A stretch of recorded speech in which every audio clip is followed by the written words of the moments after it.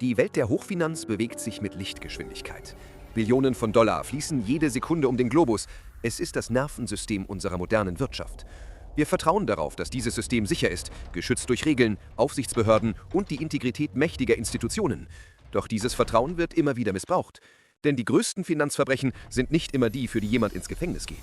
Oft sind die Täter zu mächtig, die Systeme zu komplex und die juristischen Konsequenzen minimal. Während eine kleine Elite durch Betrug oder Manipulation unermesslichen Reichtum anhäuft, zahlen gewöhnliche Menschen den Preis durch Wirtschaftskrisen, verlorene Ersparnisse und wachsende Ungleichheit. Deshalb ranken wir heute die größten Finanzverbrechen nicht nach der erbeuteten Summe. Wir ranken sie nach dem angerichteten gesellschaftlichen Schaden. Machen Sie sich bereit für eine Reise durch die Geschichte der Gier und des systemischen Versagens. Das sind die 10 größten Finanzverbrechen aller Zeiten. Bevor wir zu unserer Top 10 kommen, 2 Fälle, die erwähnt werden müssen. Einer, weil er die Blaupause für zukünftige Krisen lieferte, und einer, weil er die Grenzen zwischen Legalität und Verbrechen verwischt. London 1720. Die Stadt ist im Fieber. Die South Sea Company hat eine scheinbar geniale Idee. Sie übernimmt britische Staatsschulden im Tausch gegen exklusive Handelsrechte mit Südamerika. Die Aktie explodiert, getrieben von Gerüchten über unermesslichen Reichtum in der neuen Welt. Reichtum, der größtenteils eine Fantasie war. Hinter den Kulissen zogen Insider die Fäden. Politiker bis in höchste Regierungskreise wurden bestochen, um das Schema zu stützen. Sie pumpten den Kurs künstlich auf, bevor sie selbst heimlich ausstiegen. Im Sommer 1720 platzte die Blase. Der Kurs stieg um das 10-fache und fiel dann innerhalb von Wochen ins Bodenlose. Tausende Investoren, von Aristokraten bis zu einfachen Bürgern, wurden ruiniert. Das Vertrauen in Papiere und Banken war zerstört. Die Südseeblase zeigte erstmals die explosive Gefahr der Verbindung von Finanzmanipulation und politischer Korruption. Und ein moderner Fall aus Deutschland. Die Energiewende ist eine nationale Aufgabe, finanziert über die EEG-Umlage, die jeder Stromkunde zahlt, doch energieintensive Industrien sind teilweise befreit. Hier wird es skandalös. Unternehmen nutzten das sogenannte Scheibenpachtmodell. Sie spalteten sich künstlich auf und verpachteten energieintensive Teile an Tochtergesellschaften. Diese Konstrukte erfüllten dann formal die Kriterien für die Befreiung. Ein juristischer Trick, aggressiv ausgenutzt, den der Gesetzgeber viel zu lange offen ließ. Der Schaden ist immens. Jede Milliarde, die die Industrie sparte, wurde auf die Stromrechnungen der Allgemeinheit abgewälzt. Eine massive Umverteilung von oben nach unten. Es ist ein Paradebeispiel für den Erfolg starker Lobbygruppen und politisches Versagen, das die Akzeptanz der Energiewende beschädigt hat. War es ein Verbrechen? Juristisch nicht. Aber es war legales Unrecht mit einem gesellschaftlichen Schaden in zweistelliger Milliardenhöhe. Unsere Nummer 10 ist das größte individuelle Schneeballsystem der Geschichte. Bernie Madoff war nicht nur ein Finanzberater, er war eine Institution, ein Pfeiler der Wall Street, dem die Reichen vertrauten. Er versprach seinen exklusiven Kunden keine astronomischen, aber unglaublich stabile Renditen. Jahr für Jahr bei jedem Wetter am Markt. Es war zu gut, um wahr zu sein. Denn es gab keine echten Investments. Madoff benutzte das Geld neuer Investoren, um die Renditen der Alten zu bezahlen. Ein klassisches Ponzi-System, das über Jahrzehnte hielt. Doch die Finanzkrise 2008 legte den Betrug offen. Als Investoren ihr Geld abziehen wollten und keine neuen Gelder nachkamen, kollabierte das Kartenhaus über Nacht. Der Schaden? Etwa 65 Milliarden $. Unzählige Privatpersonen, Universitäten und wohltätige Stiftungen verloren alles. Am schockierendsten war das Versagen der Aufsicht. Die US-Börsenaufsicht SEC wurde mehrfach und detailliert von Whistleblowern gewarnt und ignorierte alle Hinweise. Ein Totalausfall der Kontrolle. Platz 9 ist der größte Wirtschaftsbetrug der deutschen Nachkriegsgeschichte. Wirecard, der Starrer am deutschen Finanzhimmel, ein Fintech im DAX, das als Antwort auf das Silicon Valley gefeiert wurde. Das Unternehmen meldete explosives Wachstum, vor allem in Asien, wo angeblich Drittpartner Zahlungen in Milliardenhöhe abwickelten. Die Realität: Ein Großteil dieses Geschäfts war frei erfunden. 1,9 Milliarden Euro, die auf Treuhandkonten liegen sollten, existierten nicht. Es war ein Netzwerk aus Luftbuchungen, Scheingeschäften und gefälschten Dokumenten. Wie konnte das passieren? Wirtschaftsprüfer von EY testierten die Bilanzen über ein Jahrzehnt lang, ohne die Existenz der Bankguthaben ausreichend zu prüfen. Und noch schlimmer, als Journalisten der Financial Times den Betrug aufdeckten, schützte die deutsche Finanzaufsicht BaFin nicht die Anleger, sondern Wirecard. Sie ging juristisch gegen die Kritiker vor. Wirecard war mehr als nur Betrug. Es war ein institutionelles Totalversagen, das das Vertrauen in den Finanzplatz Deutschland weltweit erschütterte. Der gesellschaftliche Schaden durch diesen Vertrauensverlust ist immens. Auf Platz 8 steht ein Synonym für Unternehmensbetrug. Enron, ein Energiehandelsriese aus Texas, präsentierte sich als das Unternehmen der Zukunft. Die Führungskräfte nannten sich selbst the smartest guys in the room. Die Unternehmenskultur war aggressiv und arrogant. Durch eine revolutionäre, aber leicht manipulierbare Bilanzierungsmethode, Mark-to-Market, konnte Enron zukünftige Gewinne sofort ausweisen. Gewinne, die oft reine Fantasieprodukte waren. Während die Gewinne aufgebläht wurden, wurden Schulden systematisch in Hunderten von komplexen Scheinfirmen versteckt. Die Bilanzen waren ein Labyrinth, das selbst Experten nicht durchschauen konnten oder wollten. Ihre Gier hatte reale Konsequenzen. Enron-Trader manipulierten den kalifornischen Energiemarkt, erzeugten künstliche Energieknappheit und verursachten absichtlich Stromausfälle, nur um die Preise in die Höhe zu treiben. Im Jahr 2001 brach das Kartenhaus zusammen. Als der Betrug aufflog, begann das große Vernichten von Beweisen, was auch die renommierte Wirtschaftsprüfungsgesellschaft Arthur Andersen mit in den Abgrund riss. Der gesellschaftliche Schaden war enorm. Über 60 Milliarden Dollar Marktwert vernichtet. Aber schlimmer noch, tausende Mitarbeiter verloren nicht nur ihren Job, sondern auch ihre gesamte Altersvorsorge, die sie auf Drängen des Managements in wertlose Enron-Aktien investiert hatten. Platz 7 ist kein Kollaps, sondern ein organisierter Raubzug am Staat im industriellen Maßstab. Stellen Sie sich vor, Sie könnten sich eine Steuer, die nur einmal bezahlt wurde, zweimal, dreimal oder 10-mal vom Finanzamt erstatten lassen. Genau das ist Cum-Ex. Durch extrem schnelle, komplexe Aktiengeschäfte rund um den Dividendenstichtag, inklusive Leerverkäufen und grenzüberschreitenden Transaktionen, wurden die Finanzämter getäuscht und dazu gebracht, Kapitalertragssteuern zu erstatten, die effektiv nie gezahlt wurden. Dies war kein Versehen. Ein Netzwerk aus Banken, hochbezahlten Steueranwälten und reichen Investoren arbeitete gezielt zusammen, um die Staatskassen zu plündern. Der gesellschaftliche Schaden ist direkt und gewaltig. Jeder Euro, der hier ergaunert wurde, fehlt in den öffentlichen Kassen für Schulen, Krankenhäuser und Infrastruktur. Schätzungen gehen davon aus, dass Cum-Ex und ähnliche Geschäfte, Cum-Cum, weltweit etwa 150 Milliarden Euro Schaden verursacht haben. Allein in Deutschland sind es über 30 Milliarden. Obwohl die juristische Aufarbeitung langsam voranschreitet, ist der Schaden für die Steuermoral und das Gerechtigkeitsempfinden der Bürger immens. Es ist Diebstahl an der Allgemeinheit.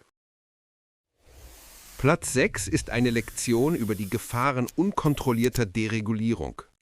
In den 1980er Jahren lockerte die US-Regierung die Regeln für Spar- und Darlehenskassen, S&Ls, traditionell sichere lokale Banken für Hypotheken. Plötzlich durften diese Institutionen mit staatlich abgesicherten Geldern spekulieren. Eine Goldgräberstimmung brach aus, Gier und eine Kultur des Exzesses übernahmen ein einst langweiliges Geschäft.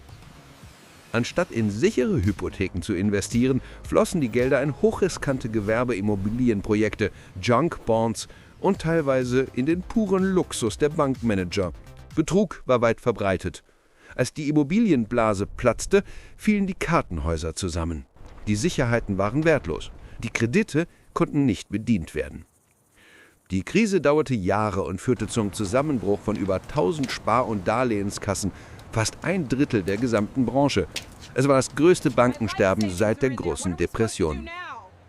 Da die Einlagen staatlich garantiert waren, musste die Allgemeinheit einspringen.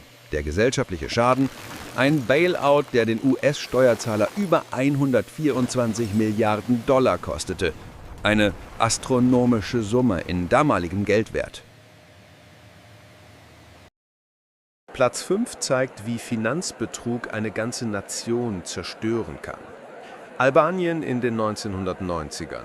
Das Land hatte gerade eine brutale kommunistische Diktatur abgeschüttelt und war unerfahren im Umgang mit dem Kapitalismus. In dieses Vakuum stoßen massive Pyramidensysteme, die unglaubliche Renditen von bis zu 50% pro Monat versprachen. Fatalerweise wurden diese Systeme von der Regierung geduldet und teilweise sogar gefördert. Der Wahn erfasste das ganze Land. Etwa 2/3 der Bevölkerung investierten ihre gesamten Ersparnisse, oft nachdem sie Häuser oder Vieh verkauft hatten. Anfang 1997 kollabierten die Systeme zwangsläufig. Der finanzielle Verlust belief sich auf 1,2 Milliarden $, fast die Hälfte des damaligen Bruttoinlandsprodukts Albaniens. Der gesellschaftliche Schaden war total. Die Regierung stürzte, das Land versank in Anarchie und bewaffneten Aufständen. Waffenlager wurden geplündert. Etwa 2000 Menschen starben im Chaos. Kein anderer Finanzbetrug hat ein Land relativ zu seiner Größe härter getroffen und derart nah an den totalen Kollaps gebracht. Auf Platz 4 finden wir den Urvater des modernen Finanzbetrugs. Der schwedische Industrielle Ivar Kreuger baute in den goldenen 20ern ein weltweites Zündholzmonopol auf. Er war eine der mächtigsten Figuren der Weltwirtschaft, verlieh Geld an Regierungen wie Frankreich und Deutschland und galt als Retter von Nationen. Er verkörperte den Glamour dieser Ära. Doch hinter der Fassade verbarg sich ein kriminelles Genie. Kreugers Imperium war durch massive Bilanzfälschungen, ein Netz aus über 400 Schattenfirmen und gefälschte Staatsanleihen finanziert. Es war ein komplexes internationales Schneeballsystem. Er schuf ein Finanzimperium, das global vernetzt, aber extrem fragil war, ein gigantisches Kartenhaus bereit zum Einsturz. Der Börsencrash von 1929 zog ihm den Boden unter den Füßen weg. 1932 nahm sich Kreuger das Leben und sein Betrug wurde aufgedeckt. Der gesellschaftliche Schaden war katastrophal. Sein Zusammenbruch sandte Schockwellen durch die Weltwirtschaft und verschärfte die große Depression erheblich. Der Skandal war so groß, dass er direkt zur Schaffung moderner Rechnungslegungsstandards und der US-Börsenaufsichts SEC führte. Platz 3 ist weniger ein einzelnes Ereignis als die systematische Plünderung einer Supermacht. Als die Sowjetunion 1991 zusammenbrach, stand das größte staatliche Vermögen der Welt zur Privatisierung an. Es ging um die Kontrolle über Öl, Gas, Nickel, Gold. Ein unermesslicher Reichtum, der eigentlich dem russischen Volk gehörte. Doch in dem Chaos der 90er Jahre wurde dieser Reichtum gestohlen. Der Höhepunkt war das Kredite für Aktienprogramm 1995. Die Regierung, chronisch pleite, lieh sich Geld von einer kleinen Gruppe von Insidern. Als Sicherheit dienten Aktienpakete der wertvollsten Staatsunternehmen. Die anschließenden Auktionen waren manipuliert. Die Insider kauften die Kronjuwelen der Industrie für einen Bruchteil ihres Wertes. Fast über Nacht entstand die Klasse der Oligarchen. Hunderte Milliarden $ wurden aus dem Land geschafft und in westlichen Immobilien, Yachten und Fußballclubs geparkt. Der gesellschaftliche Schaden ist kaum zu ermessen. Während einige wenige unvorstellbar reich wurden, stürzte die breite Masse in bittere Armut. Die Lebenserwartung sank drastisch. Dieses Trauma prägt Russland bis heute. Es hat zu extremer Ungleichheit, tief verwurzelter Korruption und einer langfristigen wirtschaftlichen und politischen Destabilisierung geführt. Es war die Enteignung eines ganzen Volkes. Auf Platz 2 steht der Betrug am Herzen des Finanzsystems selbst. Der Libor, die London Interbank Offered Rate, war vielleicht die wichtigste Zahl der Welt. Es war der Referenzzinssatz, zu dem sich Banken gegenseitig Geld liehen. Diese Zahl bestimmte die Konditionen für Finanzgeschäfte im Wert von Hunderten von Billionen $ weltweit. Von komplexen Derivaten über Studentenkredite bis hin zu ihrer Hypothek. Der Libor beeinflusste fast jeden Zins. Und dieser Zinssatz wurde systematisch manipuliert.